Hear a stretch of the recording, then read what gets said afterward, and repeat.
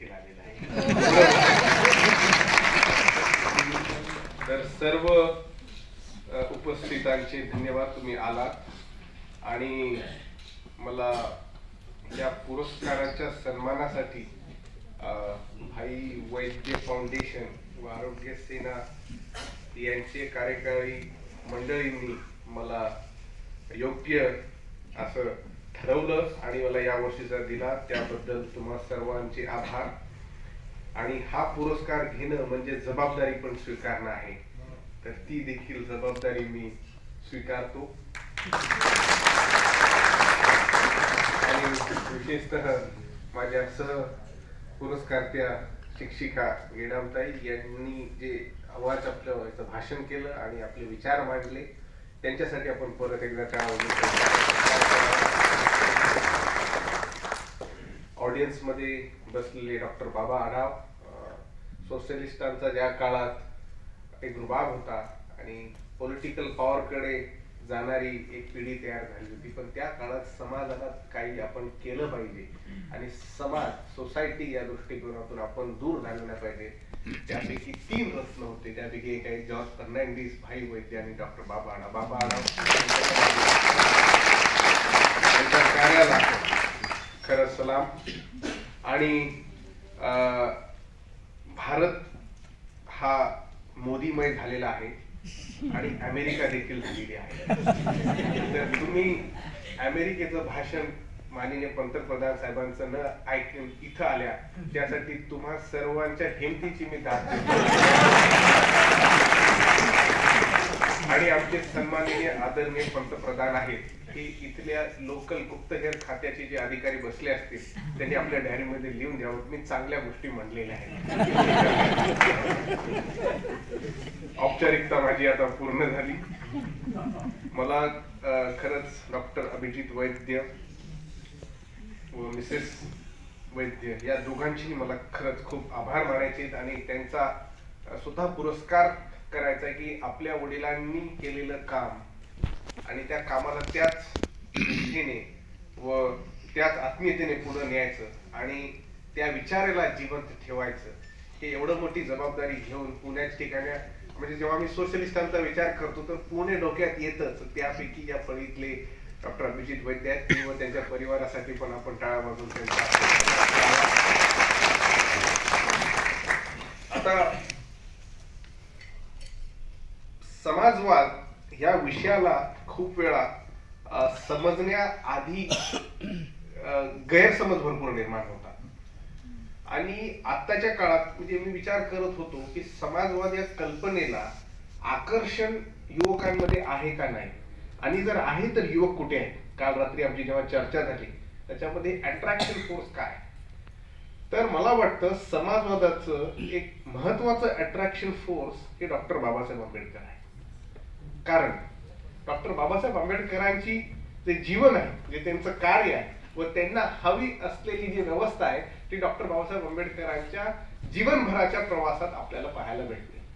आणि खूप वेळा एवढा मोठा सोशलिस्ट भारतात होता ज्याला सोशलिझमच नाही तर राज्याचं सोशलिझम, स्टेट सोशलिझम असलं पाहिजे, याच्यासाठी all India schedule caste federation तर्फे प्राथमिक घटनेचा मसुदा तयार करून घटना समितीला सादर केलं.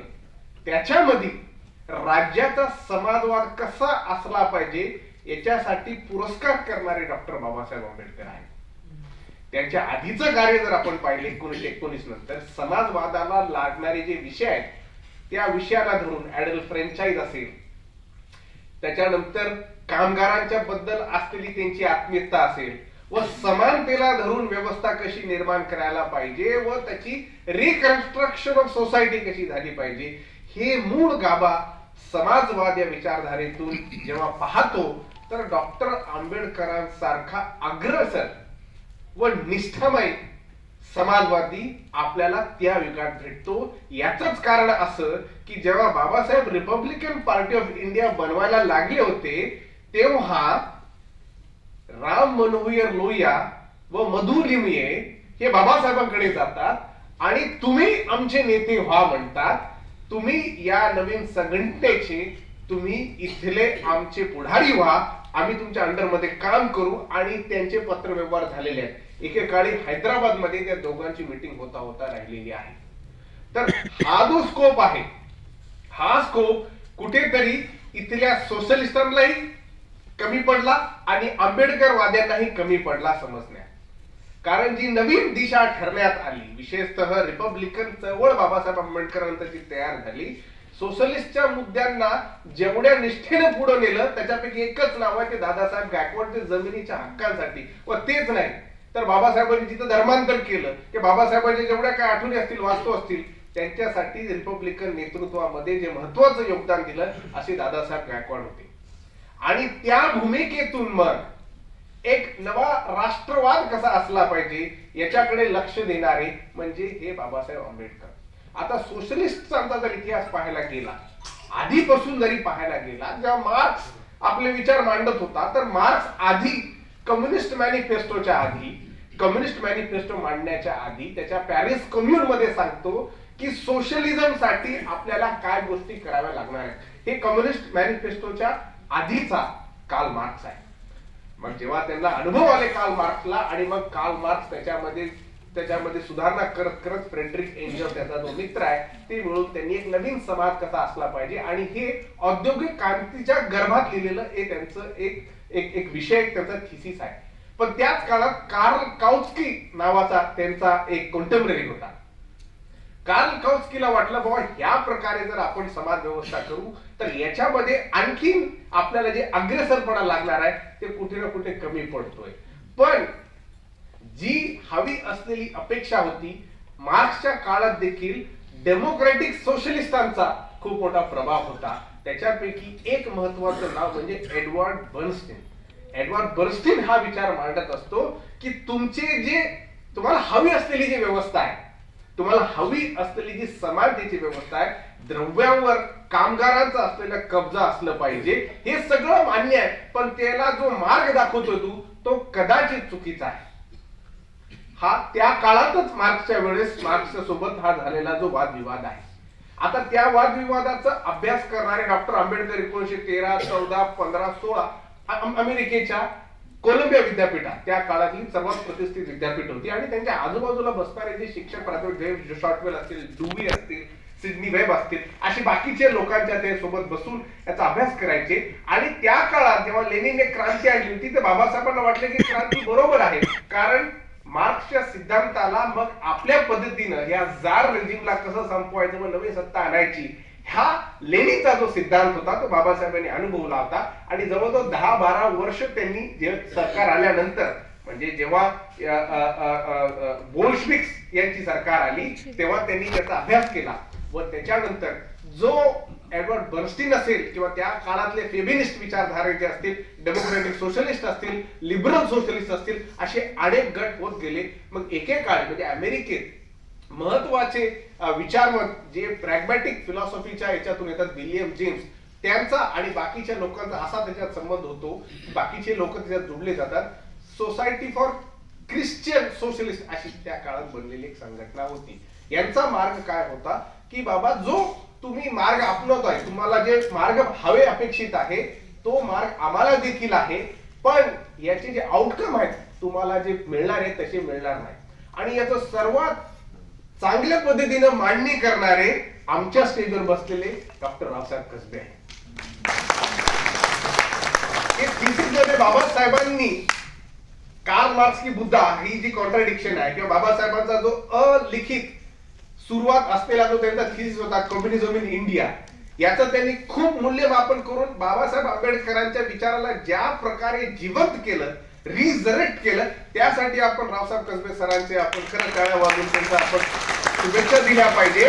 कारण रावसाहेब कसबे त्या याच्यात असं सांगतात की बाबा तिथली असलेली व्यवस्था, इथला इंग्रजी माध्यम शिकलेला इथला जो कम्युनिस्ट होता किंवा स्वतःला सोशलिस्ट म्हणणारा होता, त्याला बाबासाहेबांच्या कल्पनेशी भिन्नता वाटत होती. कारण बाबासाहेब एक विचार असा घेत होते, आता हे मी माझं म्हणणं आहे, एक ओरिजिनल नेटिव्हिस्ट फिलॉसॉफी त्याच्यामध्ये होती आणि बुद्धांमध्ये आणि मार्क्समध्ये त्यांना जे असलेले ऑब्वियस फरक दिसले हे मार्गाचेच होते. म्हणजे बाबासाहेब आंबेडकर जे मांडत होते ते मार्क्सच्या काळात देखील मांडत होते, 1900 शतकापर्यंत तेच मांडत आलं होतं. पण याच्यामध्ये बाबासाहेब आंबेडकरांचं जे सर्वात युनिक व दुसऱ्या लोकांनी न पाहिलेलं कॉन्ट्रीब्युशन म्हणजे बुद्धाने दिलेली एक नीतिमय व्यवस्था, ही अष्टांग मार्ग असेल किंवा पंचशील असेल, त्या मार्गाचं जर अनुसरण केलं तर राज्य करणारा जो व्यक्ती असतो तो नराधम होऊ शकतो, तो हुकुमशाह होऊ शकतो व लोकांच्या असलेल्या त्याच्यावर आस्था या कमी होऊ शकतात. पण व्यवस्था टिकली पाहिजे याच्यासाठी भगवान बुद्धाने जी मॉरल ऑर्डर ऑफ सोसायटीची कल्पना मांडली, एक नैतिकतेतून आपली सरकार आणि सत्ता बनली पाहिजे. आणि या नैतिकतेसाठी व्यक्ती बदलू शकतो. लेनिनच्या नंतर जेव्हा स्टॅलिन आला, स्टॅलिनच्या विरोधात निकिता क्रुश्चेव्हनं सिक्रेट स्पीच नावाची स्पीच दिली. म्हणलं अरे हा तर सर्वांवर अत्याचार करतोय आणि हा अमानवीय घटना करतोय. याचाच उत्तर रावसाहेब कर्वे मला सांगतात की बाबासाहेब आंबेडकरांनी जे बुद्ध अनुभवले होते, जे बुद्ध पाहिले होते, ते बुद्ध हे व्यक्ती केंद्रित अधिकारांना कधीही सॅक्रिफाईस होऊ देत नाही, कधीही त्याची कुर्बानी होऊ देत नाही. आणि तेच सिव्हिल लिबर्टीचा आजचा भाग आहे.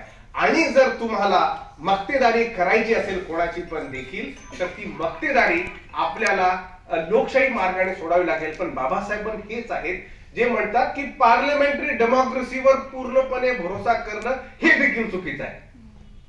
बाबासाहेबांचे जे विचार आहेत बघा, ते म्हणतात जर आपल्याला काही गोष्टी खरंच करायच्या असतील तर त्याला घटना समितीमध्ये टाकून द्या, घटनेमध्ये टाकून द्या. म्हणजे पार्लमेंटरी डेमोक्रेसी काय करतं, पार्लमेंटरी डेमोक्रेसी त्या काळाच्या इमोशनला मान्यता देतं. आज आपलं इमोशन काय म्हणतंय बुवा, त्याच्यावर आपण कायदे पास करतो. उद्या दुसरी सरकार येईल, अरे बाबा हे बदललं पाहिजे. पण जर घटनेच्या एकदम फंडामेंटल राईट्स मध्ये टाकलं, त्याच्या कन्सेप्टच्या प्रिअम्बल मध्ये टाकलं तर ते बदलायला अवघड जातं. नाहीतर तुम्हाला अमेंडमेंट बाकीच्या भानगडी कराव्या लागतात. आणि 1953 ला मग बाबासाहेब जेव्हा चिंतित आहेत की बाबा आता इथं निवडणुका झाल्या, काँग्रेसची मक्तेदारी आहे, एवढं असून देखील इथल्या लोकांमध्ये, विशेषतः इथल्या दलितांमध्ये, इथल्या आदिवासीयांमध्ये जो हवा असलेला प्रतिनिधी आहे, त्यांच्यात असलेली जी काय समाजाची भावना आहे त्याला इथली सरकार पुढे नेत नाहीये. तर याला पर्याय काय द्यायचा? तर बाबासाहेब म्हणाले पार्लमेंटरी डेमोक्रेसीचा फक्त शो झालेला आहे. इलेक्शन येतं, 5 लोक वोट देतात, पण त्यांना माहित देखील नाही कोणाला वोट देतोय, कोणाला वोट देतो आणि कशा प्रकारे वोट देतोय. याच्यामुळे बाबासाहेबांना प्रश्न विचारला आला. तर बाबासाहेब म्हटले की पर्याय काय? त्या बीबीसी जर्नलिस्टने विचारला. तर बाबासाहेब काय म्हणतात? बाबासाहेब वाक्य आहे, सम सॉर्ट ऑफ कम्युनिझम. आता सम सॉर्ट ऑफ कम्युनिझम काय? सम सॉर्ट ऑफ कम्युनिझम म्हणजे आताच्या आपल्या विचारात बाबासाहेबांनी मांडलेलं स्टेट सोशलिझम आहे. हे इथल्या विचारवंतांनी, स्वतःला आंबेडकरवादी म्हणून घेणाऱ्यांनी विशेषतः बारकाईने लक्ष देऊन याचा परत परत अभ्यास केला पाहिजे. हा जो महत्वाचा इतिहास आहे बाबासाहेबांचा, की बाबा इंडस्ट्रीज ज्या आहेत, इंडस्ट्रीज ह्या इथल्या राज्याच्या असल्या पाहिजे, प्रायव्हेट मालकी नको. आर्टिकल 31 राईट टू प्रायव्हेट प्रॉपर्टीचा आर्टिकल आहे. बाबासाहेब त्याला पुरजोर विरोध करतात. अरे जिथं प्रायव्हेट मालकी असेल तिथं समानता कशी आणू शकता? तेवढंच नाही तर बाबासाहेब पुढे जाऊन असं म्हणतात, जर आपल्याला व्यवस्था बदलायची असेल तर ही जी शेती आहे, आणि तुम्हाला माहिती आहे बाबासाहेब शेतीचे एक्सपर्ट आहेत, स्मॉल होल्डिंग त्यांचा जो पेपर आहे, अकॅडमिक एक्सपर्ट आहेत, तर त्याच्यामुळे शेती म्हणतात ही कलेक्टिव्ह फार्मिंग असली पाहिजे, म्हणजे सोबत फार्मिंग केली पाहिजे. आणि आता जेव्हा आपण भांडतोय या गोष्टींसाठी, कशा गोष्टीसाठी भांडतोय? 2 गोष्टी, शिक्षण आणि हेल्थ केअर, स्वास्थ्य, याच्यासाठी भांडतोय. बाबासाहेब म्हणाले की नॅशनल इन्शुरन्स ठेवा, नॅशनल इन्शुरन्स ठेवा आणि प्रत्येक व्यक्तीला तेवढ्याच इन्शुरन्सचा अधिकार द्या जेवढा त्यांना हवंय. ही बाबासाहेबांची सम सॉर्ट ऑफ कम्युनिझम किंवा स्टेट सोशलिझमचा सिद्धांत. आणि बाबासाहेबांना हे घटनेत टाकायचं होतं. तुम्हाला बाबासाहेबांचा खरा संविधान वाचायचा असेल तर state and minorities single author document बाबासाहेबांचा आहे. आज घरी जाऊन वाचा आणि त्याच्यामध्ये बघा बाबासाहेबांना अपेक्षित असलेली व्यवस्था काय होती. Today when we think about our society, we usually forego the unique contributions because we are dealing with multiple dilemmas. Dr. Boyd, we are dealing with multiple dilemmas as to should we survive should we protest, should we thrive or should we just die? म्हणजे पर्याय दिलेले नाहीत आपल्याला. अतिशय आणीबाणीच्या व्यवस्थेमध्ये आपल्याला जेव्हा विचार करायला लावतात तेव्हा आपल्याला अधिक पर्याय कुठेही दिसत नाही. त्याच्यामुळं काय होतं, 4 प्रकारच्या गोष्टी घडतात. एक आहे, आणि याचा आपण सिद्धांत रूपाने विचार करू, poverty in philosophy. Poverty in philosophy हे मार्क्सिझमचा सिद्धांत आहे. पॉवर्टी ऑफ फिलॉसॉफी म्हणजे फिलॉसॉफीची पॉवर्टी असलेलं उजव्या भागाचं कन्झर्वेटिव्ह राष्ट्रवाद. पॉवर्टी इन पॉलिटिक्स हे मत मांडणारे सोशलिस्ट किंवा सामाजिक न्यायाची लढणारे. आणि पॉवर्टी ऑफ पॉलिटिक्स म्हणजे इथलं आजचं लिबरल नॅशनलिझम, उदारमत्वात असलेलं राष्ट्रवाद जे आहे हे पॉवर्टी ऑफ पॉलिटिक्स. हे जेव्हा 4 आपल्याला गोष्टी कळायला लागतील तर भारताच्या कुठे ना कुठे चौकटीत आपल्याला आपला देश कुठे आहे या दिशेने तरी आपल्याला विचार करायला भाग पडणार आहे. सर्वात महत्वाचं असं की जेव्हा सत्ता, शासन, राज्य तयार होतं, राज्याला एक गोष्ट अपेक्षित नसते, ते म्हणजे क्लासलेस, अवर्गीय व्यवस्था. वर्गीय व्यवस्था निर्माण झाली तर लोकांमध्ये भेद असतील, भेद असले तर तंटा असतील, तंटा असले तर हिंसा होईल, आणि हिंसा झाली तर मग राज्य त्याच्यामध्ये येईल. आता जर ह्याच गोष्टी नसल्या, म्हणजे युटोपियाचा सिद्धांत दीर्घकाळी मांडला होता 16व्या शतकातला, त्याचा सिद्धांत हाच होता की आम्हाला पोलीसच नको. जिथं पोलीस फोर्स बळ नाही आलं तिथं राज्याचा रोल कमी होतो. तुमच्या सोसायटीज मध्ये समजा तुमचे काही तंटे असले, तुम्ही आपसात जर समजा तुम्ही तुमचे सॉल्व्ह केले, पोलिसांची काही जबाबदारी येत नाही, तुम्ही आपलं आपलं करत असता. पण हे जे वर्गीयकरणाची कल्पना आहे, वर्गीयकरणाची कल्पना प्रत्येक व्यक्तीला त्याची जात असो, त्याची ओळख असो, त्याची भाषा असो, त्याच्या वर जाऊन एका वर्गीय दृष्टिकोनाचा विचार करत असते. आणि वर्गीय कल्पना ही शासनाला किंवा राज्याला अतिशय महत्वाची आहे. कारण राज्य हे वर्गीय संकल्पनेतूनच लोकांवर अत्याचार करत असतं. कसं तर आता जर तुम्ही राज्यावर पूर्णपणे अवलंबून राहिला तर राज्य मग त्याची मक्तेदारी असू शकते. आणि राज्य कधी कधी स्टेट नसतं, हे ब्युरोक्रॅटिक कॅपिटलिझम असतं. म्हणजे आज जर क्युबाचं उदाहरण घेतलं किंवा चीनचं उदाहरण घेतलं तर यांच्यातले जे एलिट आहेत हे तिथल्या कम्युनिस्ट पार्टीचे मोठे नेतृत्व करणारे आहेत किंवा त्यांच्या मोठमोठ्या अधिकारी वर्गातले लोक आहेत. क्युबाचं जर ते ढासळलेली एक क्रिटिक असा येतो की क्युबाच्या या हेल्थ केअर मध्ये एवढ्या अडचणी का आहेत, तर बाबा यांची व्हीआयपी ट्रीटमेंट जी आहे ती तिथल्या व्हीआयपी लोकांना दिली जाते. तर राज्याला केंद्रित करून राज्याला कुठे ना कुठे हायजॅक करण्याची कल्पना, ह्याचा मानस हे या वर्गीयच्या दृष्टिकोनात येतो. आणि राज्याला सगळ्यात जास्त इंटरेस्ट आहे की वर्गीकरण टिकले पाहिजे. वर्गीकरण टिकले नाही तर राज्याला मग येणारा जो कर आहे, जो भिन्नतेचा कर आहे, त्या करातून त्यांना मिळणारा जो बेनिफिट आहे ते परत लोकांना सांगतं 5 वर्षानंतर तुझ्या करामध्ये कमी अधिक प्रमाण करू, तू आमच्यात असलेली निष्ठा पूर्णपणे समर्पण कर, तू काम करत राहा. राज्य किंवा शासन या कल्पनेच्या उदयाला येणारे जे काही बाकीचे गोष्टी आहेत, आणि भारतामध्ये महत्वाची गोष्ट म्हणजे या वर्गीकरणाला सगळ्यात मोठा अडथळा आली ही तुमची जात आणि पोट जात. आणि ह्याच्याचमुळं इथला जो ब्राह्मण कम्युनिस्ट होता, बाबासाहेब त्यांना म्हणायचे कम्युनिस्ट लोकांना, इथल्या बंच ऑफ ब्राह्मण बॉईज, ब्राह्मणांचे पोरं आहेत हे कम्युनिस्टांची चळवळ चालवणारे, यांना जी दृष्टी हवी आहे ती नाही आहे. आणि याच्यामुळं इथं अपेक्षित असलेली जी क्रांतीची आम्ही भावना करतोय ती क्रांती इथं होऊ शकत नाही. त्यांच्यासाठी त्यांनी कामगारांच्या निष्ठेची एक प्रश्न मांडला आणि ते जीवनभर, म्हणजे जेव्हा 1942 मध्ये लेबर मेंबर झाले त्यांनी तो विषय आपल्या पद्धतीने पुढे मांडण्यात आला. पण इथला ब्राह्मणवादी कम्युनिस्ट किंवा सोशलिस्ट एवढा माजलेला होता की त्याला त्याच्या जातीचा माज सगळ्यात जास्त, त्याच्या आयडिओलॉजीचा माज कमी होता. आणि आंबेडकर सारखा मोठा नेतृत्व, अस्पृश्य असणारा, एवढा मोठा शिकलेला, फाडफाड इंग्लिश मध्ये बोलतो, व्हायसरॉयच्या कॅबिन मध्ये बसतो आणि मोठमोठे नीती बनवतो, ह्या आमच्या बाजूला कसं बसणार, त्याच्या जातीमुळे त्याचं हनन करण्यात आलं. आणि ह्याच्यामुळं आंबेडकरांच्या अपेक्षित असलेल्या समाजवादाबद्दल आपल्या लोकांमध्ये, प्रत्येक लोकांमध्ये, समाजाच्या प्रत्येक लोकांमध्ये त्याची माहितीच नाही, लोकांना असं प्रश्नही नाही. आणि आज जर, आणि एवढी भयंकर अवस्था झाली आहे, जर एखादा आंबेडकरवादी किंवा दलित बाबासाहेबांचं नाव घेऊन वर्गाच्या गोष्टी करायला लागतो, वर्गीकरणाच्या गोष्टी करायला सांगतो, तर त्याला धडकन म्हणण्यात येतं हा डाव्या बाजूचा माणूस आहे, हा कम्युनिस्ट आहे. डाव्या बाजूचा आहे म्हणजे चांगली गोष्ट आहे, कारण आंबेडकरी विचारधाराच डावी विचारधारा आहे. आंबेडकरी विचारधारा ही मध्यस्थी राहू शकत नाही, आंबेडकरी विचारधारा ही उजव्या बाजूने जाऊ शकत नाही. जर या दोन्ही बाजू नसतील तर उरली कोणती बाजू? साहजिकच आहे, डाव्यांच्या कल्पनेतूनच हे विश्व निर्माण होत असतं. आणि म्हणून विशेषतः मी जे आपल्यातले जे काही द्वंद्व निर्माण झालेले आहेत किंवा लोकांमध्ये खूप कन्फ्युजन आहे की बाबा आपली व्यवस्था कशी असली पाहिजे, आपले मार्ग काय असले पाहिजे, याच्यामुळे आपसात होणाऱ्या ज्या काही आयडिओलॉजिकल डिफरन्सेस आहेत त्या कास्ट डिफरन्सेस देखील आहेत. आणि ते जर आपण आधी हाताळलो नाही तर आपल्यावर राज्य करणारे ऑलरेडी त्यांनी मसुदा तयार केलेला आहे. आपण संविधानाच्या बाबतीत जे निष्ठा ठेवतो ते याच्यासाठीच ठेवतो की संविधान एकमेव प्रोटेक्शन आता उरलेलं आणि त्याची खात्री नाही किती दिवस उरणार आहे. आणि संविधानाच्या भोवती असलेली काही लोकांची आध्यात्मिकता हे धोक्याचं कारण आहे. आध्यात्मिकता म्हणजे ही कुठल्याही दिशेनं एकदम अविचारी कल्पना आहे. आणि अध्यात्म करायला लागलो तर फक्त डोळे बुंजून काम करण्याचं काम करतो.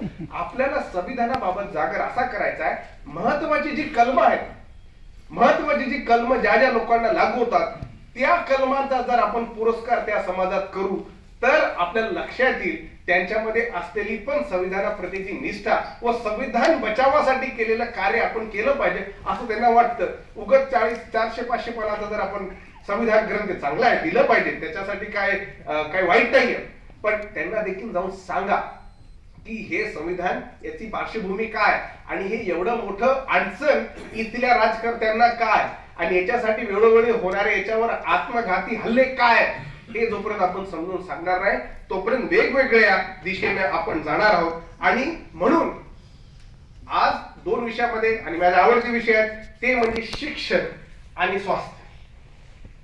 हे आजच्या युगामध्ये बघा, मी हे टाइम्स ऑफ इंडियाचा पेपर वाचत होतो क्रांतीच्या घरी आणि हा पेपर आहे, ही जाहिरात आहे कोणातरी एका ट्युशन वाल्याची. या जाहिरात 55 लाख रुपयाची जाहिरात आहे. 55 लाख रुपयाची जाहिरात आहे आणि संपलं नाही, थोडं थांबा, तुम्ही श्वास घ्या परत एकदा. हे आहे हिंदू.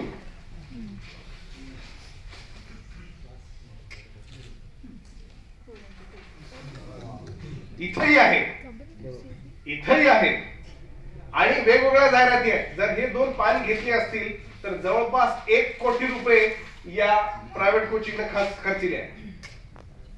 आता जर तुम्हीच विचार करा, ही लोक 1-1 करोडची ऍडव्हर्टाइजमेंट देऊन लोकांमध्ये खरंच समाज बदलण्याच्या बद्दल कुठली तरी त्यांच्यातर्फे मार्गदर्शन करतील का? हे स्टेटस को वाले लोक आहेत आणि यांचे जर नावं पाहिले, हे नाव सर्व सवर्ण समाजाची आहेत. म्हणजे 55 लाख किंवा 1 कोटी रुपयाचं जर त्यांची हे ऍडव्हर्टाइज करण्याची क्षमता असेल तर त्यांची फीस किती असेल आणि ते फीस अफोर्ड करणारे वर्ग जाती कोणते आहेत. आणि जर ते करत असतील आणि ही लोक IIT आणि IAS होत असतील तर समाजाला अपेक्षित असलेलं घटनाक्रम किंवा घटनेनिष्ठेनं समाजामध्ये वावरणारे नागरिक हे तयार करू शकतील का? Selling the soul to a devil हा जो प्रकार आहे, हा प्रकार याच्यातून घडतो. आणि म्हणून किती जरी नवीन पॉलिसी जरी आपल्याकडे शिक्षणाच्या बाबतीत चांगल्या येत असतील न येत असतील, त्याच्यावर चर्चा होत असताना तुम्हाला सांगतो, पब्लिक एज्युकेशन एकेकाळी, आता एकेकाळच म्हणावं लागेल आणि काळ म्हणण्यापेक्षा कितीतरी शतकं म्हणावे लागतील, हालाकी काही दशकांपूर्वीचाच काळ आहे, जिल्हा परिषद शाळेत आली असं म्हणायचे. आता तो काळ गेलेला आहे. लेटेस्ट अहवाल असा सांगतो आणि हा खूप म्हणजे ऑक्सफर्डच्या अहवालाच्या आणि त्यांनी जो असलेला त्याचा एज्युकेशन सर्वेचा डेटा त्याच्यामध्ये सांगतात की आपल्याला सध्याला एनरोलमेंट जे आहे, एनरोलमेंट 32% एनरोलमेंट हे गव्हर्नमेंट शाळात आहे. 32%. बाकीचे 68 कुठे गेले? सेंट जॉन्स, केम्ब्रिज वगैरे वगैरेची जे पाश्चिमातले नावं दिली त्या शाळेमध्ये टाकलं. 68% आपली मुलं मुली अशा शिक्षण व्यवस्थेतून पास आउट होत आहेत जिथे त्यांच्यामध्ये स्वतःच्या आत्मसन्मानाची, आत्मविश्वासाची त्यांना कुठेही जबाबदारी तेवढा प्रगल्भतेने देण्यात येत नाही. आणि असा जर समाज आपण घडवू तर आपण फक्त चर्चेचा मुद्दा राहू आणि आपल्यातल्या ज्या चवळी आहेत ते फक्त सायटेशन राहतील इतिहासाच्या एकेकाळी असं व्हायचं लिहित्या पुस्तकात, बस संपलं. आता काय, जर ही व्यवस्था आपल्याकडे आज एवढ्याच्यातून असेल आणि जे शाळेत जाणारे आहेत ना त्याच्यापैकी 35% विद्यार्थी शाळेतून ड्रॉपआउट झाले का, तर फीस भरू शकले नाही. तर आपल्याला आता विचार करावा लागेल हे प्रायव्हेटायझेशन जे झालेलं आहे शिक्षणाच्या बाबतीमध्ये. आता बघा आपल्याकडे किती मोठा पॅराडॉक्स आहे. पॅराडॉक्स असा आहे सर की रिकाम टेकडे म्हणजे बेरोजगार आणि उपाशीपोटी यांना सर्वात जास्त राष्ट्राची घेणं देणं झालेलं आहे.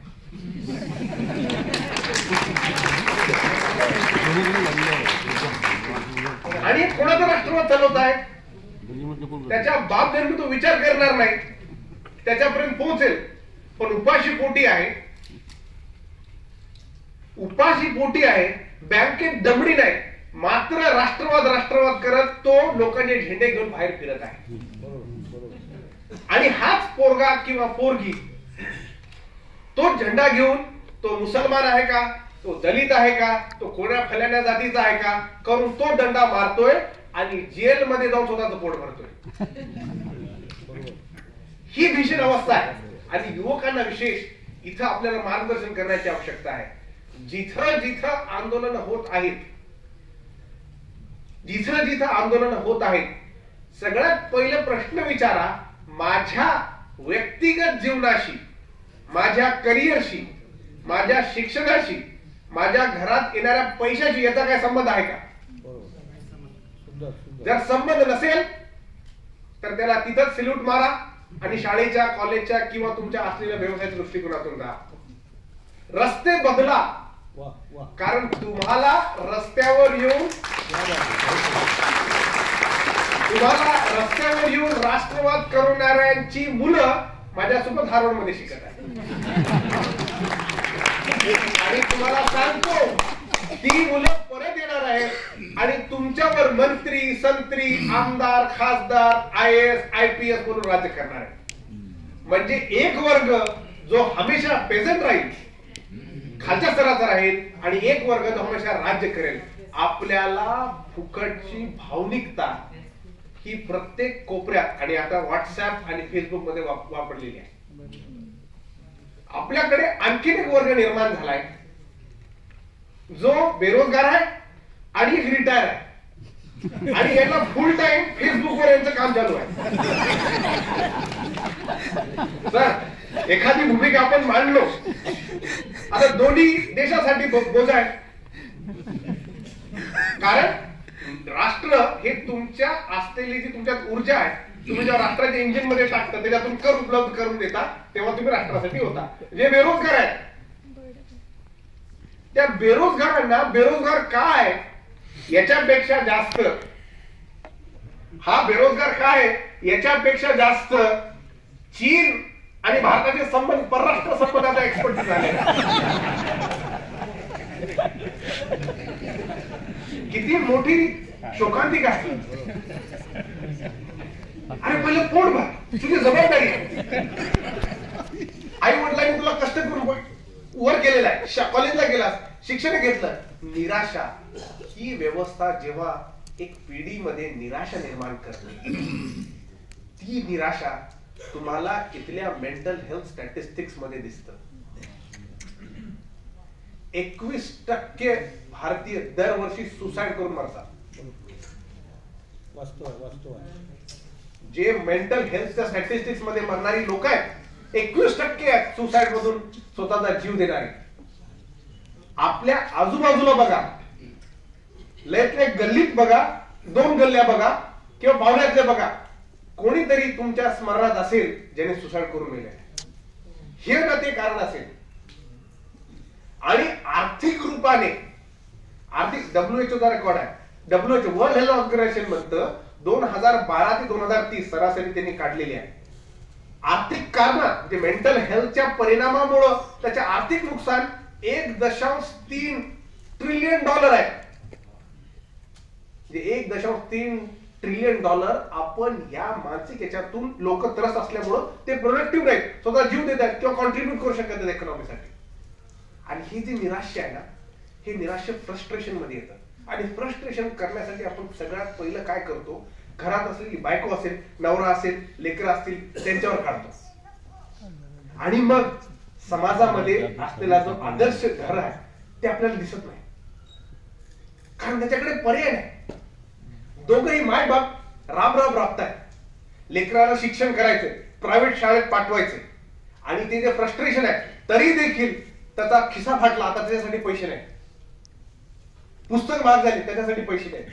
ही जी निराशा या व्यवस्थेतून तयार करण्यात आलेली आहे, याच्यामुळं इथला युवक स्वतःचा जीव देतोय, व स्वतःला जीव देत नसेल तर स्वतःची असलेली जी रिझर्व एनर्जी आहे तो वाईट मार्गाने लावतोय.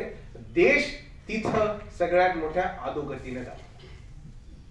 आणि जर तुम्हाला खरंच राष्ट्रासाठी काय करायचं असेल तर राष्ट्र आत्ताच्या कल्पनेला तुम्ही कृपया करून पळून जा, कारण ही खूप भयानक कल्पना झालेली आहे. जे एक लिबरल कॉन्सेप्ट होता नेशनचा, राष्ट्राचा, ती कॉन्सेप्ट आता दूर होत आहे. राष्ट्र म्हणजे धर्म झालेला आहे. आणि माझं नाव जर एखादा मुसलमान असेल तर मला त्याच्या 2 पट्टीने प्रूव्ह करावं लागत आहे की बाबा मी खरंच राष्ट्रवादी आहे. त्याच्यासाठी मी कधी कधी टीव्हीवर जाऊन जय हे आणि जय ते करतोय. आणि जर तुम्ही दलित आदिवासी असाल तर तुमच्यावर ऑलरेडी सरकारने तुम्हाला ऑलरेडी संशयाच्या दृष्टिकोनातून पाहिलेला आहे. कोणता दलित आदिवासी जर तुमचा सहकारी असेल तर तुम्ही तेवढ्या त्यांना प्रेमाने पाहत नाही, त्याच्यावर शंकेने पाहता. हा इथं कस काय आला, ही इथं कस काय आली, करप्शन केलं असेल, काहीतरी वाईट केलं असेल, इथं येणं काहीतरी चुकीनं झालं असेल. ही जी आपल्या मनामध्ये जी घाणेरडापणा निर्माण केला आहे तो आपण दूर करण्यासाठी पण प्रयत्न करत नाही. आता विरोधाचा भाग बघा, बेरोजगारीचा प्रश्न आला तर विरोधच म्हणावं लागेल, खरं तर रडण्याचा प्रकार आहे. आता आपण अनएम्प्लॉयमेंट स्टॅटिस्टिक्स पाहिलं तर 2017 साली 4.7 अनएम्प्लॉयमेंट लोक होते, म्हणजे त्या ग्राफ त्याच्यात 4.7. 2018 6.3 झालं. 2020 ला 9.1 झालं, 9.1. आता 2021 ला काय झालं, 7.9 म्हणजे 8% झालं. हे लोक सेलिब्रेट करायला लागले, मागच्या वर्षी नव्हतं आता 8 आणलं. अरे 3 वर्षा पहिले 4 होतं, त्याचं काय. म्हणजे आपल्या लोकांची जी स्मरणशक्ती आहे की 3 वर्षामध्ये दुप्पट अनएम्प्लॉयमेंट झालेला आहे, पण बाबा आम्ही 1% कमी आलो त्याचा साजरा करा. आणि हा जो गव्हर्नमेंटचा एजेंडा आपल्यामध्ये रुजवण्यात आलेला आहे तो वैचारिक दृष्ट्या अँटी आंबेडकर आहे, तो वैचारिक दृष्ट्या अँटी लोहिया आहे. आणि म्हणून ह्या विषयांचं जर आपल्याला खरंच मोजमाप करायचं असेल तर मला वाटतं 2 गोष्टी युवकांनी केल्या पाहिजे. तुमचा जो धर्म आहे, धर्माप्रतीची तुम्हाला एक क्लॅरिटी असली पाहिजे. मला धर्म खरंच हवा आहे का, सगळ्यात पहिला प्रश्न विचारा. धर्माची खरंच मला आवश्यकता आहे का. कारण आपल्याकडे काय, आणि हे मी अनुभवलंय की जेव्हा जेव्हा आपल्या लोकांमध्ये जेव्हा जेव्हा कॉम्पिटिशन वाढतं, कॉम्पिटिशन वाढल्यावर स्वतःच्याच ॲबिलिटीवर प्रश्न निर्माण होतो. कारण आपल्याला माहिती आहे पास होईल की नाही, मेहनत तर केलेली आहे, तर जाता जाता म्हणतो अरे ती आपली एकवीर आई आहे, अरे आपला उदर एक मजार आहे, काहीतरी जाऊन काहीतरी तिथं भानगड्या करतो, परीक्षेत काहीतरी चांगलं येते. ही तुमच्या अध्यात्माचा प्रश्न राहिलेला नाहीये, तुमच्या इथल्या व्यवस्थेनं तयार केलेल्या इन्सिक्युरिटीमुळे झालेला आहे. याची क्लॅरिटी जर आपण आणू शकलो तर सोपा मार्ग निघू शकतो. जर आज एका जागेसाठी किती लाजिरवाणी गोष्ट आहे, तर खरंच देश पुढे जात आहे, तर एवढ्या 10 जागेसाठी 10 हजारांचे ऍप्लिकेशन कसे होऊ शकतात. आजही जवळपास 7 ते 8 लाख लोक युपीएससी ला बसतात आणि त्याच्यातले जवळपास फक्त 700 ते 800 निवड केल्या जातात. ही रियालिटी आहे ना. 0.0% त्याचा पास आउट रेट आहे. आता साहजिकच आहे तो युवक किंवा युवती, तिला माहित आहे मी परीक्षा दिलेली आहे, मी मेहनत घेतलेली आहे, पण कशाला चान्स घेऊ बा, जाऊन एखाद्याकडे जाऊन मी विनंती करते, विनवण्या करते, आणि त्याच्यात या अशिक्षित, अनपढ आणि स्वतःच्याच विश्वात हरवलेले व लाचार झालेले, स्वतःला आता गुरु म्हणून घेणारे जे लोक आहेत, यांच्या व्यवसायाची जर तुम्ही अॅन्युअल टॅक्स रिटर्न पाहिले, ताकदी नसतील काही ठिकाणी फायली करत असतील, असे गुन्हेगार आपल्या समाजाचे संत होत आहेत. संत या कल्पनेला सगळ्यात घाणेरडी जी लूस लागलेली आहे ह्या लोकांनी लावलेली आहे. आणि म्हणून तुमच्यात असलेली जी पवित्र आध्यात्मिकता आहे, तुमच्यात असलेले जे पवित्र प्रेम आहे, त्या प्रेमाचं गढोळीकरण इथल्या व्यवस्थेने केलेलं आहे. आणि तेच विष तुम्ही परत पिता. तुम्हाला लक्षात येत नाही की तुम्ही या व्यवस्थेचे विक्टिम आहात. विक्टिम असल्यामुळे विक्टिम काय करतो, विक्टिम विरोध करतो.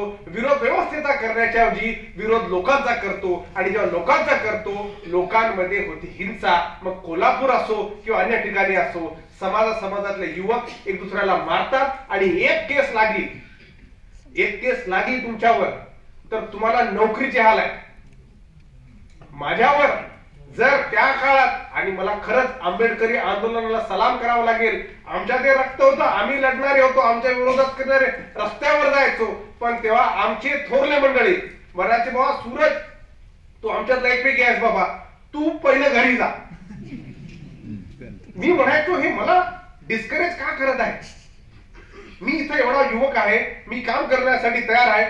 ते मला वारंवार म्हणायचे तू परत जा, ते परत जा. याच्यासाठी नंतर लक्षात आलं, 5 वर्षानंतर सूरज येंगडे साऊथ आफ्रिकेच्या विद्यापीठात पीएचडी घेताना दिसले.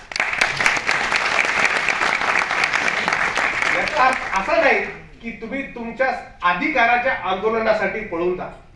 तुम्हाला लढायचे, पण अशा पद्धतीने लढायचे इथं विचार मंथन. पहिलं विचार मंथन तयार, पहिलं थेअरी क्लिअर असू द्या. थेअरी क्लिअर झाल्यावर क्रांतीसाठी तुम्ही सजग राहता आणि तुम्ही हुशार राहता. तुम्हाला कोण्याही कसायाचा बछडं व्हायचं नाही. कारण जोपर्यंत इथं रक्त वाहत नाही तोपर्यंत इथं सत्ता येत नाही. आणि ते रक्त तुमचं नको. तुम्ही या व्यवस्थेचे खूप मोठे विक्टिम आहात. आणि याच्यासाठी ही व्यवस्था चौफाने भरलेली आहे. आता हेल्थ सेक्टरच्या बाबतीत तुरंत एक अपडेट देतो, आणि तो म्हणजे आजच्या जो टॅक्स पेइंग माणूस आहे, बाई आहे, 43% आपलं उत्पन्न ते फार्मसीच्या खर्चात घालत आहे. हे एक सरासरीचा ऍव्हरेज आहे फार्मसी गोळ्यासाठी. आणि त्यांच्याकडे ऐपत आहे 28% लोक फक्त जनरल हॉस्पिटल जे प्रायव्हेट चालतात त्याच्यामध्ये जाऊ शकतात. स्पेशलायझेशन सोडून टाका. आणि सरकारी दवाखान्यात जाणाऱ्यांचं प्रमाण तसं असलं जास्त पाहिजे, पण ते फक्त 7.42 आहे. म्हणजे जसं सरकारी शाळा झाल्या तसे सरकारी दवाखाने देखील झाले. आणि व्यक्ती आपला जो दवाखान्याचा जो खर्च आहे, जो आपल्या बाबा माणूस काय करतो, नोकरी लागला किंवा बाई नोकरी लागली, ते काय करतात, 3 गोष्टीसाठी पैसे ठेवतात. उद्या अडीअडचणीला काय झालं तर एक थोडेसे पैसे असले पाहिजे. दुसरं, मुला मुलीचं लग्न असेल तर थोडे बहुत पैसे असले पाहिजे. आणि जर थोडे बहुत पैसे असले तर घर बांधलं पाहिजे. या 3 मिडल क्लास स्वप्नामध्ये आपण रंगतो. पण आपल्याला हे का वाटत नाही, हे 3 स्वप्न तर माझे नसले पाहिजे, ही सरकारची जबाबदारी असली पाहिजे. मी कशाला चिंतित होऊ माझ्या मुलीच्या शिक्षणासाठी. शाळा चांगल्या उघडा, मी कर देतो, मी कर देण्यासाठी तयार आहे. आणखी जर कराचा चांगला उपयोग होत असेल तर बिलकुल याची व्यवस्था केली पाहिजे. तेवढंच कशा, जर घर बांधायचंय तर सोशलिस्ट हाऊसिंगची एवढी मोठी कल्पना आपल्याकडे. तुमची ऐपत असेल थोडी बहुत, पैसे जाऊन चांगले घर बना, पण हाऊसिंग प्रत्येकाला असली पाहिजे. तुम्ही आज जर बाहेर गेला तर हे आदिवासी समाजाचे झारखंड वगैरे आलेले पोरं आजही भीक मागत फिरतात. होमलेसनेस किंवा मायग्रेशन मधून झालेली जी गरिबीची दुरावस्था आहे ही याच्यातून झालेली आहे.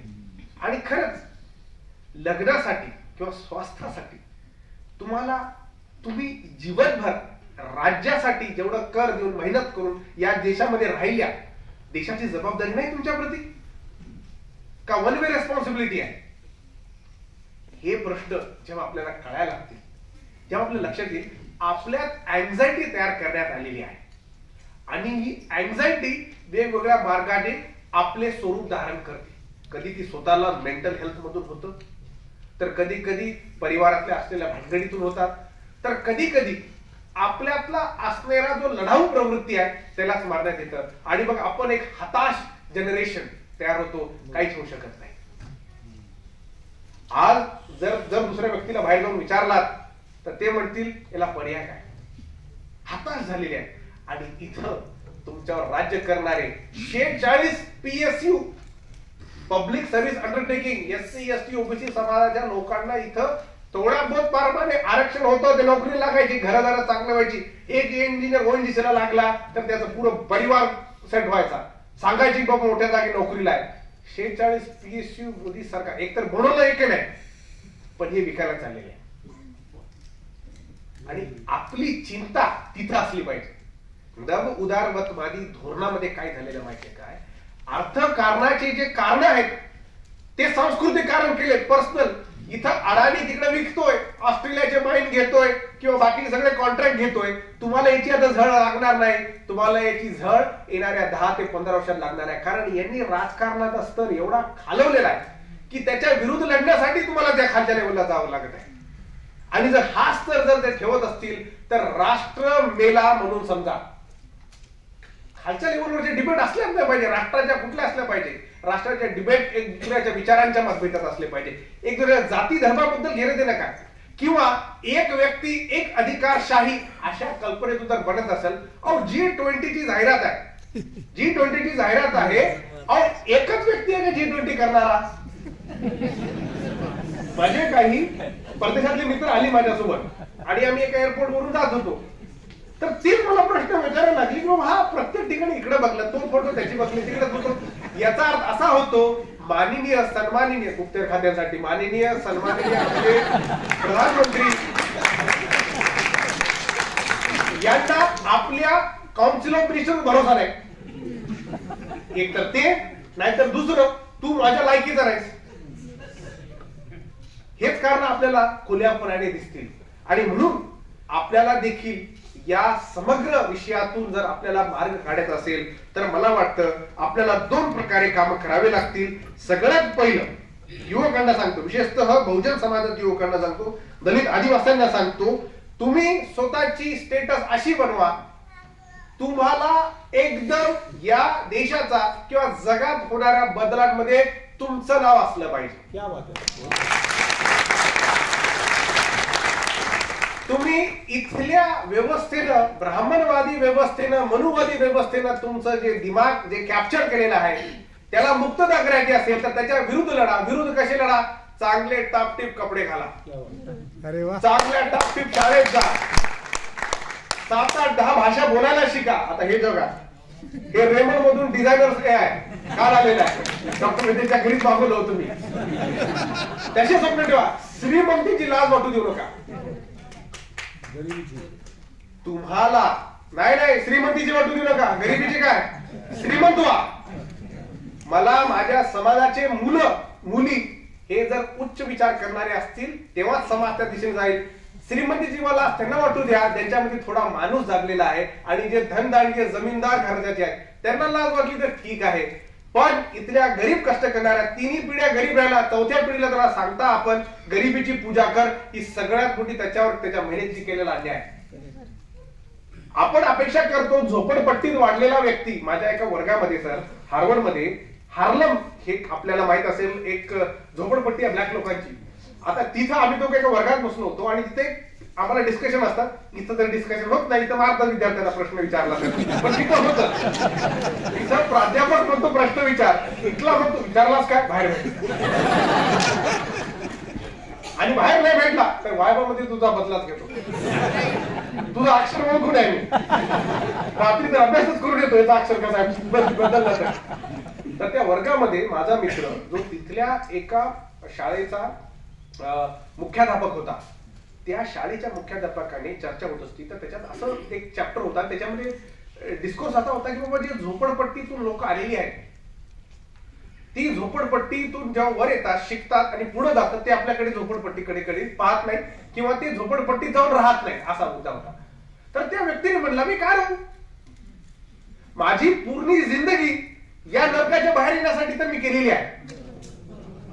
तुम्ही जर मला परत अपेक्षा करत असणार की परत जाऊ त्या झोपडपट्टीत राहू, तर ज्या बाहेर येणाऱ्या गोळ्या झाडत होती लोक, किंवा माझी आई रोज सकाळी संध्याकाळी 6च्या आधी येऊन म्हणणारी जी आई होती, त्याच व्यवस्थेत मी परत कशाला जाऊ, याच्यात तर बाहेर निघण्यासाठी आलेलो आहे. तर ही जी नैतिकता आपण समाजामध्ये जी अननॅचरली बांधतोय, व्यक्ती मेहनत व्यवस्थेच्या त्याच्या अवस्थेच्या बाहेर निघण्यासाठी करतोय. जर आपण त्यांना प्राधान्य प्रमोशन केलं नाही तर ते परत त्यात निराशित जातील. अपेक्षा पुन्हा कोण करा, जे लोक हाऊसिंग सोसायटीमध्ये राहतात, तू जाऊन झोपडपट्टीत राहा, त्यांच्याकडून करा अपेक्षा, कारण त्यांना तो अनुभव नाहीये, ज्यांना तोच गरिबीचा अनुभव आहे. जर आपण विचार असा केला की हा शिकलेला आहे, चांगल्या नोकरी लागला, झोपडपट्टीत राहिला पाहिजे, त्याच्याकडे पाहणारे आदर्शवादी लोक आहेत ते परत झोपडपट्टीकडे जातील. त्या व्यक्तीने 100 कोटीच्या बंगल्यात राहिला पाहिजे, त्याला बघून लोक म्हणले पाहिजे 100 कोटीच्या घरात राहतो, मी अशीच मेहनत करेल, 100 कोटीचं घर नाही तर नाही, कम से कम 1 ते 2 कोटीच्या घरात तरी या जीवनामध्ये राहील. आणि हे जे स्वप्न आहे, तुम्ही स्वतःला या बाबतीमध्ये घाबरून राहू नका. आणि विशेषतः पालकांना एक सल्ला देतो, पालकांना असा सल्ला देतो की तुमचे जे अपत्य आहे, आता ते तुमच्या पेन्शनवर जगत आहेत, जर त्यांच्याकडे नोकरी नाही तर एक काम करा, बाकीचे जे आहे की ही डिपेंडन्सी वाढणार आहे, तर तुमच्या अपत्यांना तुमच्यावर अवलंबून कसं न ठेवायचं याची आतापासून तरतुदी करून ठेवा, नाहीतर म्हातारपणी तुमच्यावर आणखीन बोजा होणार आहे. याचे उदाहरण आपण पाहिलेले आहे. आणि जी लोक, जर तुम्हाला खरंच काय करायचं तर तुमच्या अपत्यांना चांगले संस्कार, चांगलं शिक्षण आणि चांगली नीतिमत्ता द्या. ह्या जर 3 गोष्टी त्यांना भेटत असतील तर जीवनामध्ये ते कुठेही जातील, एक गॅरंटी तरी घेऊ शकता की तुमचं नाव बदनाम करणार नाही, तुम्ही केलेल्या कामाचा कुठे ना कुठे दुजोरा करतील, तुम्हाला हवी असलेली अपेक्षा कदाचित पूर्ण करू शकणार नाहीत. माझ्या वडिलांनी मला एक गोष्ट दिली, ती म्हणजे काहीच दिली नाही द्रव्याच्या बाबतीमध्ये, त्यांच्याकडेच काही नव्हतं, पण त्याच्यामुळे मी एवढा मुक्त झालो, अनेक संधीसाठी बाहेर फिरायला लागलो. जर वडील जर त्याच्याकडे 100 कोटी असते तर मी वडिलांच्याच पदराला पदर धरून मी काहीतरी केलं असतं, तुमच्या पुढे डॉक्टर सूरज हेगडे घडला नसता. तर तुम्हाला खरंच नवीन घडवायचे आणि समाजासाठी घडवायचे तर या गोष्टीकडे तुम्ही लक्ष ठेवा. आणि जर असे विद्यार्थी घडतील, असे युवक घडतील, आज हा जो पुरस्कार मला देण्यात आला, मी जेव्हा येत होतो, आपल्याकडे खूप वेळा काय असतं की आपल्याला माहित नसतं कुठल्या प्रकारे आपण काम केलं पाहिजे, कुठल्या प्रकारे आपले विचार मांडले पाहिजे. एक गोष्टीबद्दल मी तुम्हाला सांगू इच्छितो. काल जेव्हा मी येत होतो तेव्हा खूप लोकांना काय की आकर्षण आहे, हा एवढ्या मोठ्या विद्यापीठात शिकला वगैरे वगैरे, आणि हा याचे विचार आहेत वगैरे वगैरे, बाकीचे ठीक सगळ्या गोष्टी आहेत. पण आपल्यामध्ये हिपोक्रेसी जी तयार झालेली आहे ना, आपल्याकडे राष्ट्रवादी जे लोक आहेत ना, प्रखर राष्ट्रवादाची भूमिका मांडणारे आहेत, पण पाश्चात्य देशाचा काही जरी आलं, वास जरी आला तर त्याच्या पुरं लोटांगण करणारी लोक आहेत. जेवणाचे पदार्थ बघा, शाळेची नावं बघा, तुमचे ब्रँड बघा. पीटर आला, आता पीटर इंग्लंड आपल्या जूच्या ह्याच्यातून चालवणारा, आपल्या लोकांना वाटलं इंग्लंडचा ब्रँड घालायला लागले कपडे. हे जे ऑब्सेशन आहे, आणि याची तुम्ही क्लॅरिटी समजून घ्या. एक आर्टिकल आलाय की जे आताच्या मंत्रिमंडळात बसणारी लोक, मंत्र्यांची किंवा प्रमुख पदावर असलेली अनेक पार्टीची, त्यांची अपत्य काय करत आहे, त्यांचं भविष्य काय, त्याच्याऐवजी जाण्याच्याऐवजी आपण काय केलंय की राष्ट्रवाद राष्ट्रवाद राष्ट्रवाद म्हणून समाज व समाजाला केंद्रित असलेल्या वादाला आपण कुठे ना कुठे संपवले. राष्ट्र काय हो, बेनेडिक्ट अँडरसन म्हणतो, राष्ट्र ही कल्पना फक्त माइंड मध्ये आहे, फिजिकली फक्त तुम्ही प्रत्येक बाउंड्री मध्ये जाऊन तुम्ही करू शकत नाही. ही इमॅजिन्ड समाज आहे. एक इमॅजिन आपण काय केलं, राष्ट्र मांडलं. राष्ट्र मांडण्यासाठी आपण एक सोशल कॉन्ट्रॅक्ट साईन केला. तो सोशल कॉन्ट्रॅक्ट काय होता, संविधान होता. आपण म्हटलं बाबा याच्या आपण पालन करू. पण आपल्याकडे आज असं झालंय की राष्ट्राची कल्पना आपण म्हटलं प्रत्येकाच्या हृदयात असली पाहिजे. पेट्रियटिझम वेगळा मुद्दा झाला. आजचा राष्ट्रवाद जो झालेला आहे तो राष्ट्रवाद प्रश्न न विचारण्याचा राष्ट्रवाद झालेला आहे. आणि हा जो राष्ट्रवाद आहे हा सांस्कृतिक दृष्ट्या येतो, कधी धर्मातून येतो, कधी जातीतून येतो, कधी तुमच्या भाषेतून येतो. या सगळ्या गोष्टींच्या जर वर उठून आपल्याला काम करायचं असेल तर मला वाटतं आपण 2 गोष्टीकडे जाताना सांगतो. आज समाजामध्ये अॅट्रॉसिटी एवढ्या भीषण प्रमाणे होतात. जेवढ्या रिपोर्ट होतात जेवढ्या नॉन रिपोर्टेड असतात, अक्षय भालेराव सोबत ज्या प्रकारे क्रूर हत्या करण्यात आली, त्यासाठी आपल्याला सगळ्यात मोठे अलार्मिंग आहे की जरी एवढी व्यवस्था असली, एवढे जरी कठोर कायदे असले, तरी एक दलित युवा जो स्वतःला बुद्धिस्ट बनतो, बाबासाहेबांची जयंती मला माझ्या आस्थेचं, माझ्या सन्मानाची एक घटना आहे, मला या गावात साजरी करायची, त्याच्यासाठी आधीपासून त्याचा विरोध करण्यात येतो. अहो, साध्या बाबासाहेबांच्या नावाची एवढी थरकाप या समाजाला कशी निर्माण होऊ शकते?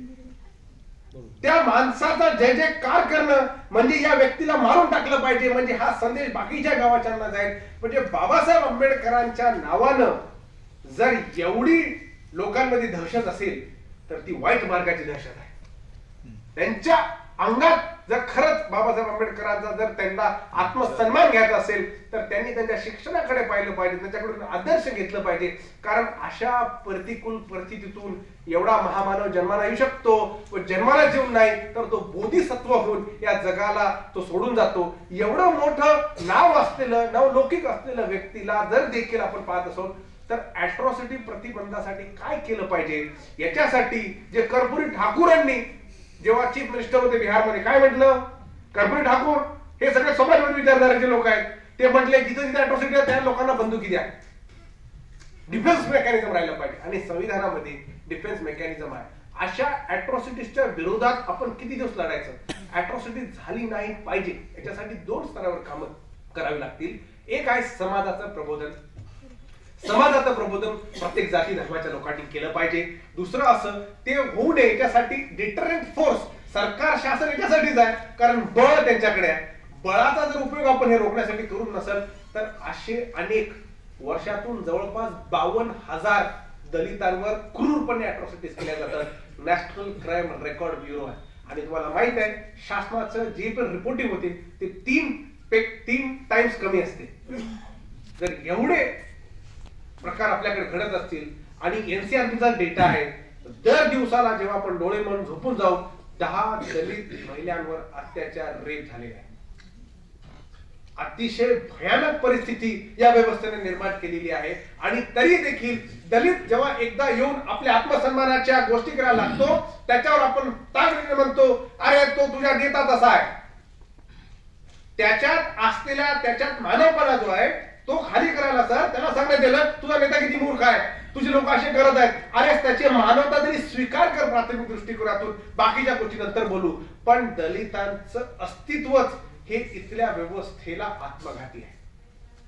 आणि म्हणून मी विनंती करतो युवकांना, कोणत्या जातीचे असो, तुम्ही प्रखरपणे उभं राहिलं पाहिजे आणि जातीय व्यवस्थेला निदान या जन्मी या इपॉक किंवा या आपल्या लाईफ टाइम मध्ये जर कमी करू शकलो नाही, संपू शकलो नाही तर ऍटलिस्ट जात या कल्पनेला आपण आपल्या मनातून किंवा व्यवस्थेतून बाह्य केलं पाहिजे. ही तरी तुम्ही स्वतःपुरती एक तुम्ही युवकांनी तुम्ही शपथ घेतली पाहिजे व त्याच्यावर तुम्ही काम केलं पाहिजे. जर हे करणार नाही तर असे अनेक डेड बॉडीज तुम्हाला रस्त्यावर पाडलेले भेटतात.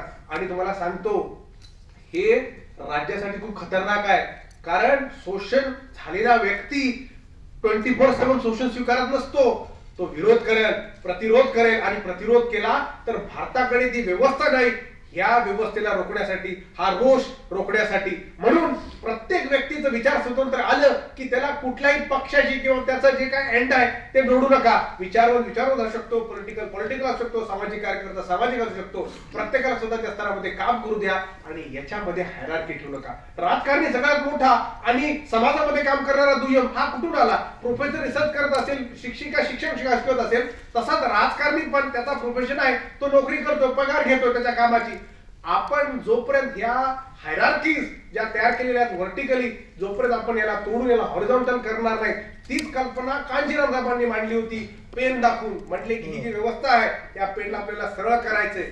ते विचार जोपर्यंत आपण आत्मसात करणार नाहीत. आणि मी विशेषतः इथं अपील करतो जे स्वतःला सवर्ण जातीत जन्मलेल्या लोकांना, तुमच्या पूर्वजांनी केलेल्या पापाचे जर तुम्हाला जर खरंच काहीतरी चांगलं करायचंय तर तुमच्या जीवनातून तुम्ही काहीतरी सत्कर्म केले पाहिजे, तुम्ही चांगलं काम केलं पाहिजे. आणि इथल्या जाती विरुद्ध व्यवस्थेच्या लढणाऱ्या ज्या काही संघटना आहेत त्याच्यामध्ये झोकून द्या, कारण बाबासाहेब आंबेडकर असो, महात्मा फुले असो, यांच्यासोबत देखील इथल्या सवर्ण समाजाने खांद्याला खांदा लावून काम केलेलं आहे. आणि याच्यामध्ये ब्राह्मण वर्ग होता, कायस्थ लोक होता आणि याच्यासोबत अनेक उच्चवर्णीय जातीचे लोक होते. याच्यामुळं आपल्याला त्यांचा आदर्श घ्यायचा आहे, अशांचा आदर्श घ्यायचा नाही जे वेळोवेळी अत्याचार करतात, अत्याचार करून स्वतःचं जस्टिफिकेशन देतात. याच्यासाठीच मी काल रेल्वे विमानात येत होतो, विमानाच्या माग एक पोरगी बिचारी गोड गोड बोलत होती, तिचे आई वडील बसले होते.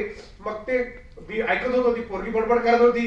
आणि मग जेव्हा मी विमानाच्या बाहेर आलो, विमानाच्या बाहेर आल्यावर अभी बॅग घेताना त्या कॅरोसेलवर तो व्यक्ती म्हणाला, आप सूरज हेगडे हो क्या? म्हणलं हो, मैं आपके लेख पढ़ता हूँ वगैरे वगैरे. तो हिंदीमध्ये बोलत होता. आमची चर्चा झाली. आम्ही म्हणलं बरं, गुड बाय, थँक्यू. जसं बाहेर आलो तिथं एपीआय ऑफिसर बसला होता. तो म्हणला, अहो सर तुम्ही आका प्लीज, मला तुमचं खूप आहे, तुम्ही खूप मला चेतना देता, मला एकदम तुम्ही शक्ती देता. म्हणला खूप खूप धन्यवाद. म्हणलं तुम्हाला अभिनंदन, कधी कधी नोकरीत लागल्या. तेवढंच पाहता तिथं त्या टॅक्सी स्टँडवर काम करणारा एक व्यक्ती धावत आला आणि त्या पोलीस अधिकाऱ्याला माहित आहे, त्याला म्हणला घे फोन, आमची फोटो काढून तोही बिचारा पाठवला. ते केल्यानंतर मग जेव्हा मी ऑटो जात होतो, ऑटोतले लोक पाहत होतो किंवा लोक पाहून जेव्हा स्वीकारत होते, हॅलो करत होते, जेव्हा लोकांना कळालं मी त्या युवकांची फौज मला भेटायला आलेली, दुपारचं जेवण करायला असेल किंवा त्यांच्या बाकी ज्या काही अपेक्षा असतील, त्याच्यानंतर काही लोकांना, काही आईंना असं वाटतं. एक नागपूरची एक आई आहे, तिनं ते पुस्तक वाचलं, पुस्तकात इंट्रोडक्शन वाचलं, तिचा थरका फुटला, तिच्या डोळ्यात पाणी आलं. अशी लोक, त्याच्यासोबत काम करणारे ड्रायव्हर असतील, गरीब असतील, घरामध्ये तुमच्या नोकरदार करणारे नोकराने असतील, बाकीचे काम करणारे लोक असतील, आज देखील त्यांना वाटतं की बाबा एवढ्या उदमानं, एवढ्या स्टॅटसनं, एवढ्या दमानं राहणारा आमच्या समाजातला एक माणूस आहे. हे या सर्वांच्या प्रतीनं मी भाई वैद्य फाउंडेशनचे आभार मानतो आणि हा युवा पुरस्कार त्यांच्या मार्फत स्वीकारतो. सगळ्यांचे धन्यवाद.